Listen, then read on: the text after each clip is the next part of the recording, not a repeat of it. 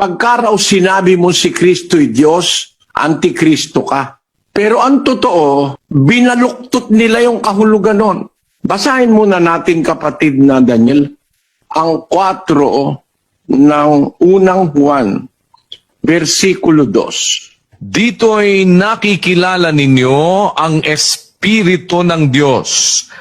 Ang bawat Espiritong nagpapahayag na si Hesukristo ay naparitong nasa laman ay sa Diyos.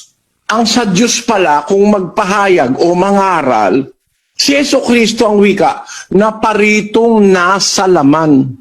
Yun pala ang talagang aral na sa Diyos. Na si Kristo naparitong nasa laman. Hindi naparitong laman. Hindi naparitong tao. Paano naman paparitong tao? Meron bang tao sa outer space? Meron bang tao sa langit? Kaya siya, naparitong nasa laman. Ano ibig sabihin ng naparitong nasa laman?